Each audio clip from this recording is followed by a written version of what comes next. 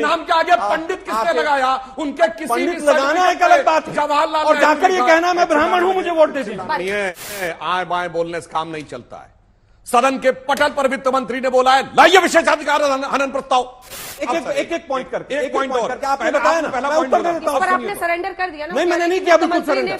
हनन का प्रस्ताव विशेषाधिकार हनन देना चाहिए। अरे भाई विशेषाधिकार हनन, विशेषाधिकार हनन अगर नहीं आएगा तो आप सोर्स बता दीजिए कहां पर है website. Floor of the house बोल दिया। फ्लोर ऑफ द हाउस पर आप लोग आपकी सरकार तमाम झूठ बोलती है। आपके गोत्र बताने वाला पहला नेता कौन कि मैं दत्तात्रेय गोत्र का कौल ब्राह्मण हूं? केवल जांचे परखे खरे तपे तपाए और आजमाए मोदी जी के नेतृत्व में और भारतीय जनता पार्टी के राष्ट्रवाद के साथ खड़े होने की आवश्यकता है। कांग्रेस पार्टी ये स्वीकार चुकी है कि अकेले अपने दम पर हम मोदी को हैट्रिक बनाने से नहीं रोक सकते। जय श्री राम दोस्तों, तो आगे एक नई डिबेट देखिए और आज की डिबेट है आज तक चैनल से।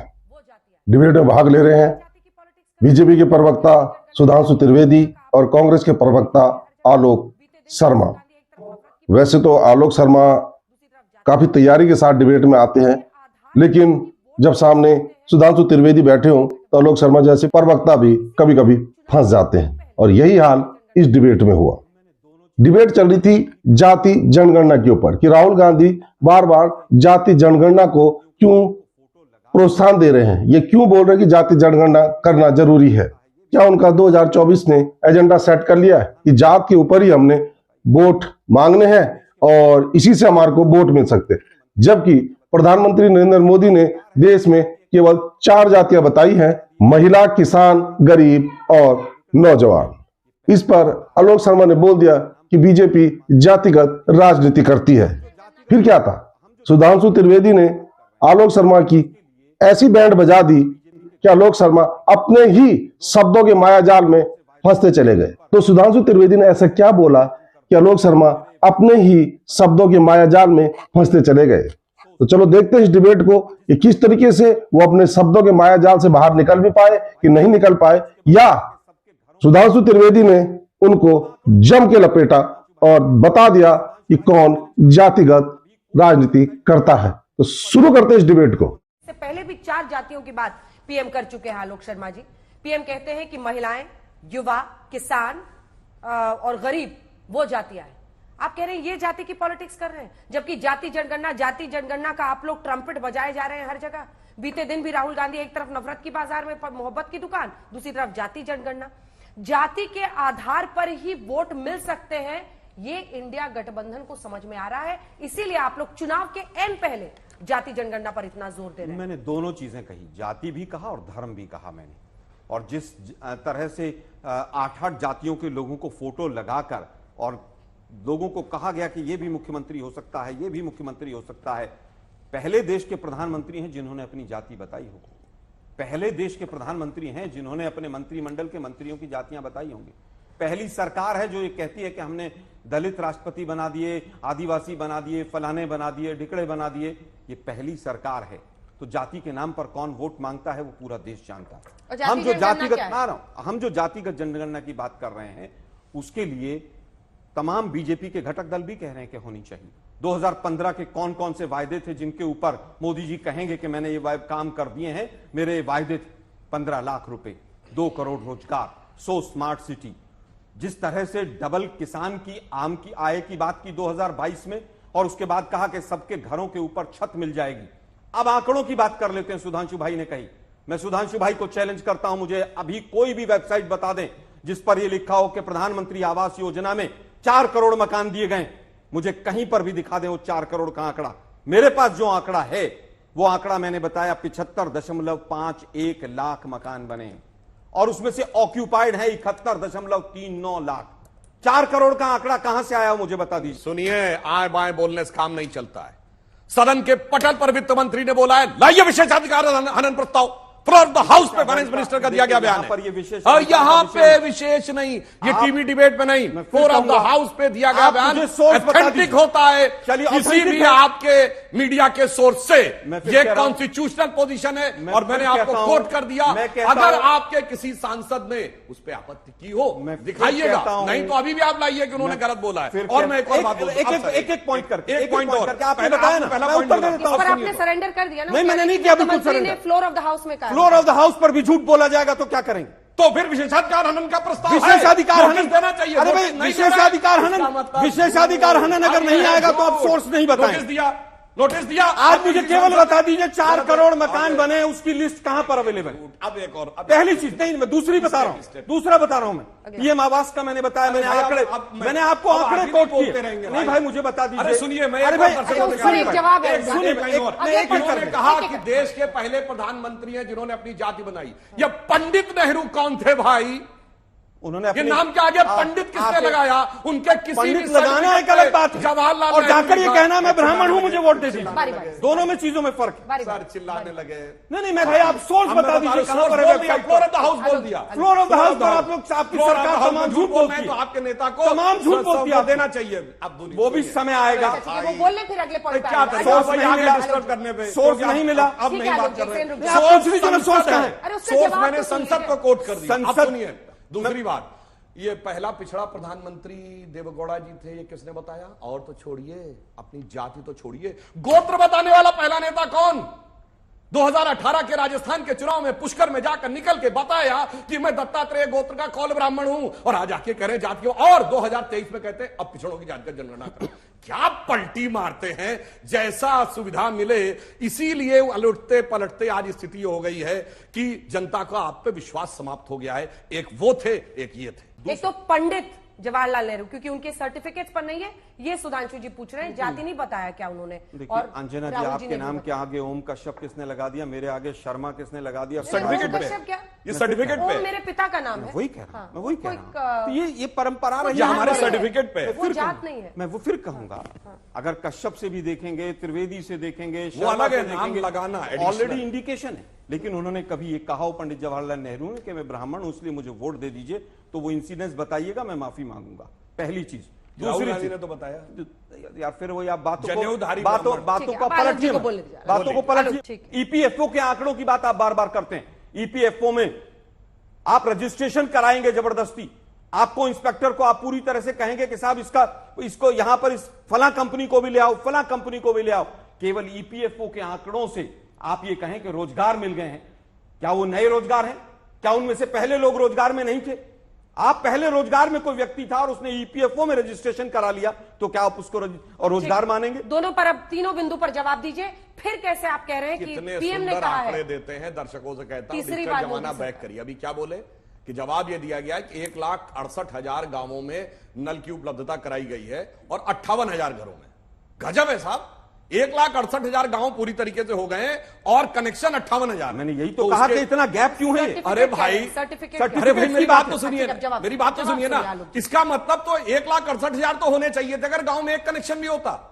1,68,000 गांवों में 58,000 कनेक्शन होने से सारे गांव कैसे पूरे हो गए? इसीलिए मैं कह रहा हूं, फिर कह रहा हूं, आए बाएं साएं के कोई भी ये लोग ले आते हैं डाटा और उसके बाद बोलना शुरू कर देते हैं। यही इनके सामने सबसे बड़ी समस्या है। समस्या क्या? देखिए मैं आलोक भाई, ये मैं तो आपसे आंकड़ा कहूंगा, आपका है, मैं तो नहीं, नहीं, आंकड़े की तारीख आलोक जी, बता रहा हूं, आलोक किस जी, तारीख को आपके आलोक जी, मंत्रालय ने आलोक जवाब जी, दिया है। सुनिए, मैं आपसे कहूंगा कि आपकी जो टीम है, समस्या क्या है कि हमारे राष्ट्रीय अध्यक्ष नड्डा जी ने भी फ्लोर द हाउस से बोला था कि वो आपके नेता ट्यूटर की तरह से बोल देते हैं, जैसे चलिए, आपने मैं बोले। तो सुधांशु भाई, मैं गलत हूं। आपके मैं जवाब दूं। रिसर्च अनुभाग से यह बोलें। अनुरोध करूंगा कि कम से कम थोड़ी ईमानदारी से जाके सारी बातों को चेक कर लिया करे, और जब बोला करे तो ये ध्यान कर लिया करे कि 27 रुपए आप कह रहे हैं, 22-23 रुपए तो ऐसे ही जा रहा है, उसके बाद आप कहते हैं 27 रुपए की कुल आमदनी रह गई। मैं उत्तर छोटा सा इसलिए दे देता मैं ये बात कहना चाहता हूं, और एक और मैं बात कहना चाहता हूं। देखिए सारी बातें अपनी जगह हैं, सबसे बड़ी बात होती है क्रेडिबिलिटी की, कि जनता का विश्वास किस आधार के ऊपर आता है। जो मोदी जी ने कहा कि मक्खन पे लकीर सब खींचना चाहते हैं, और ये जानते क्या है? ये वही 20वीं शताब्दी की राजनीति है, जाति में बांटो वोट पालो, मक्खन पे लकीर है। मगर जब ज्ञान की बात कही कि गरीब है, युवा है, नारी है और किसान है, इसके बीच में खड़े होकर ईमानदारी से जाकर उनके लिए काम करना, यह होता है पत्थर के ऊपर लकीर बनाना। क्योंकि जब हम लोग सत्ता में नहीं थे तो इनके लिए यही कहते थे, उगा सूर्य कैसा कहो मुक्ति का ये उजाला करोड़ों घरों तक न पहुंचा। तो आज करोड़ों घरों तक पहुंचाया। इसलिए ये मक्खन वाली ही राजनीति में पड़े हुए हैं कि थोड़ो इधर उधर, थोड़ा इधर ये हिस्सा इसके साथ, ये इसका इसके साथ, इतना वाला हमारे साथ, और हो गया अपना काम। जहां पर आप अपनी आरी चलाना चाहते हैं देश पर, और दूसरी तरफ वो कह रहे हैं कि मुश्किल फैसले लेकर ये सरकार आगे बढ़ रही है, फिर भी पीएम आश्वस्त है कि तीसरी बार मोदी सरकार। मैंने तमाम आंकड़े सामने रखे और एक एक आंकड़े को मैं आज कास्ट पॉलिटिक्स क्यों कर रहे हैं सर? बता रहा हूं मैं उस जवाब तो पर दीजिए उस पर भी आ रहा हूं ना। मोदी जी धर्म की पॉलिटिक्स क्यों करते हैं या कोई जाति की पॉलिटिक्स क्यों पूछा करता मैंने है, उनसे राम तो फिर मंदिर। कहूंगा, मैं उसका भी उत्तर दूंगा। मैंने आपको बहुत क्लैरिफाई कर दिया कि हम आज जाति की जनगणना की क्यों मांग कर रहे हैं, कि सोशल अपलिफ्टमेंट हो। लेकिन अगर कोई मक्खन पर लकीर खींचता है तो उस सरकार का नाम है मोदी सरकार।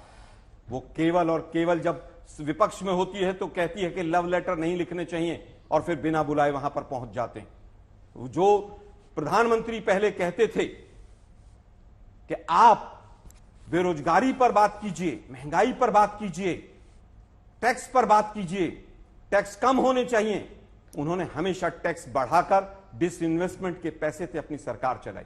1991 के बाद से जितना डिसइन्वेस्टमेंट हुआ उसका 72% केवल मोदी जी की सरकार ने किया। जितना डिसइन्वेस्टमेंट, जितनी कंपनियों को बेचा गया, उसका 72% केवल इस सरकार ने 9.5 वर्षों में किया। इसको कहते हैं कि कर्ज लेकर सरकार चलाओ, आरबीआई से 2,26,000 करोड़ लेकर सेक्शन 7 में सरकार चलाओ, महंगाई और बेरोजगारी की बात मत करो, टैक्स बढ़ा दो, टोल बढ़ा दो, और उसके बाद इनकम टैक्स में 1 रुपए की रिबेट मत दो। मुझे लगता है कि इसको कहते हैं कि किस तरह से मक्खन के ऊपर लाइन खींचना, इसके अलावा कुछ नहीं है। आप तमाम आंकड़ों की भी बात करेंगे तो आपके सामने मैंने तमाम आंकड़े रखे हैं, और एक भी आंकड़ा ऐसा नहीं है जो गलत। अब मक्खन पे माठा करें? नहीं, वापस आता हूं। मैं छोटी सी बात कहना चाहता बोलिए। हूं। और मोदी साहब का मुझे चाय पर चर्चा का इंटरव्यू याद है कि काला धन आएगा और सबसे पहले जो टैक्स पेयर्स हैं उनके अकाउंट में, क्योंकि उनका टैक्स का पैसा तो यूं ही कट जाता है।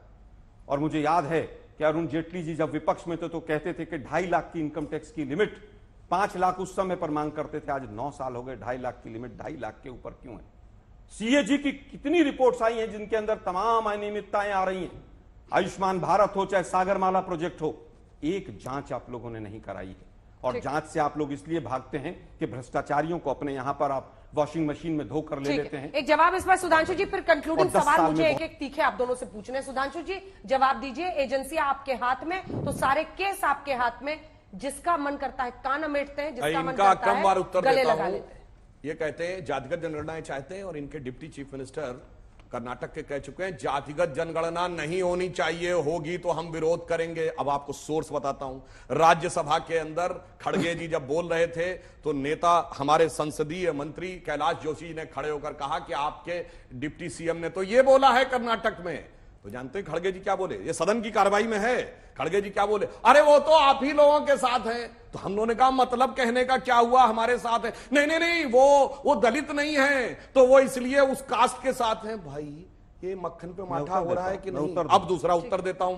जो दर्शक हमारे उनको बता दें कि ये कर्नाटक में डीके शिव कुमार वर्सेस सिद्धारमैया है कास्ट सेंसस पर, जिनका वो कॉन्टेक्ट। मैं फिर कहूंगा, मैं छोटा सा अब उत्तर यहां पर दूसरा- दे देता हूं। नहीं, कास्ट सेंसस सर, पे मैं केवल ये कहना चाहूंगा, लोकतांत्रिक पार्टी में हर मत हो सकता है। क्या आपके यहां पर एनडीए में कितने दल हैं? नहीं, क्या अनुप्रिया पटेल नहीं कहती है वापस आ कि रही, कास्ट सेंसस होना बिल्कुल चाहिए? बता रहे हैं। क्या उसको अपने एनडीए से बाहर कर दो? हमारी पार्टी के अंदर की बात कह रहा हूं। सरकार में पार्टी में ने तो सब सरकार बंधक में हैं। 2 लोग अलग हैं। पार्टी में तो सब बंधक हैं, कोई बोल ही नहीं अरे सकता अब सब देखिए, सब आप बंदर आप लोगों का बन रहा है। सांसद नहीं बोल सकते। आप सर सुनिए, ईपीएफओ में कह रहे हैं अपने आप किसी से अकाउंट खुलवा देते हैं, उसमें वो आ जाता है। अच्छा, फिर एक एम्प्लॉयर भी आ जाता है और वो हर महीने डिपॉजिट भी कर रहा है। ये अद्भुत तर्क देते हैं। चलिए एक बात के लिए साधुवाद दूंगा कि उन्होंने कहा 1991 के बाद जितना डिसइन्वेस्टमेंट हुआ, कम से कम 1991 में डिसइन्वेस्टमेंट पॉलिसी कांग्रेस की सरकार और फाइनेंस मिनिस्टर के रूप में मनमोहन सिंह लाए थे, वो ये लाए। अब इन्होंने कहा सीएजी के बारे में। सीएजी की रिपोर्ट पार्लियामेंट की किस कमेटी में रखी जाती है? Public accounts committee. उसका चेयरमैन कौन है? अधीर रंजन चौधरी जी, नेता प्रतिपक्ष लोकसभा। बोलिए कितना उन्होंने मंगवाया नोटिस? इसीलिए मैं कह रहा हूं, यहां पे आके डिबेट में कुछ भी टों टों आप लोग बोल के चले जाते हैं।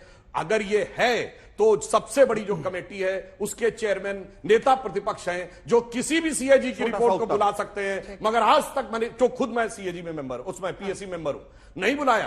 प्रवक्ता लोग आके बोलने लगते हैं ये घोटाला हो गया, वो गड़बड़ हो गया। इसीलिए मैं कह रहा हूं झूठ की बुनियाद के ऊपर ये सारा फसाद खड़ा करना चाहता। आखिरी 2 सवाल हैं, अब एक सवाल सुनिए आलोक जी ने, तो ये आप दोनों की डिशुम होता रहता है।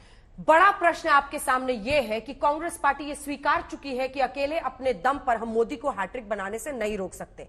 सीएसजीएस का सर्वे बताता है कि जहां 14 से 15-18% वोट सिर्फ नरेंद्र मोदी के नाम में 2014 पर आए थे बीजेपी के लिए, तो वहीं यह आंकड़ा 33% हो गया 2019 में। नरेंद्र मोदी आपके लिए बहुत बड़े चैलेंज है। आप एक कंसेंसस फेस क्यों नहीं बना पा रहे हैं?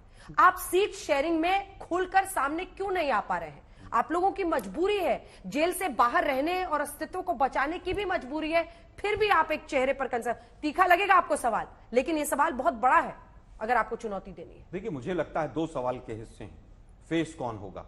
गठबंधन की तमाम मीटिंग्स हुई हैं और उसके अंदर चर्चा भी हुई है, इसके ऊपर तमाम तरह की राय भी आई है, और ये प्लेटफॉर्म नहीं है कि हम फेस के ऊपर आपको कोई इंफॉर्मेशन या देश के दर्शकों को अभी दें। लोकतांत्रिक प्रक्रिया है, सांसद आकर अपने प्रधानमंत्री को चुनते हैं। दूसरी चीज, क्या मोदी जी कहेंगे कि वो अकेले इतने हैं? वो तो वैसे कहते ही हैं कि एक अकेला सब पर भारी। तो हम कहना चाहेंगे, क्या 38 दलों में से 37 को आप छोड़ने जा रहे हैं अगर आपकी सरकार बन रही है तो? ठीक है, आखिरी सवाल आपसे, क्या प्रधानमंत्री नरेंद्र मोदी का हम इंटरव्यू दे रहे हैं, अगर इस तरह से मोदी भरोसे पूरी बीजेपी होती चली जा रही है, क्या ये कल्ट पॉलिटिक्स को बढ़ावा नहीं है? सुधांशु जी। देखिए, प्रधानमंत्री जी ने आपके इंटरव्यू में कहा है कि जो नए प्रयोग हुए उसका सबसे पहला प्रयोग तो मैं था। जब मैं मुख्यमंत्री बना तो मैं किसी भी पद पे नहीं रहा था। यह भारतीय जनता पार्टी की नैसर्गिक क्षमता है कि हम व्यक्ति का निर्माण करते हैं। एक दौर में अटल जी थे जो सबसे बड़े नेता माने जाते थे, cutting across the party line. आज मोदी जी उनसे भी आगे बढ़कर cutting across the party line सबसे आगे। इसलिए आज देश की जनता के सामने किसी राजनीतिक प्रयोग करने की परिस्थिति नहीं है। देश आगे बढ़ रहा है।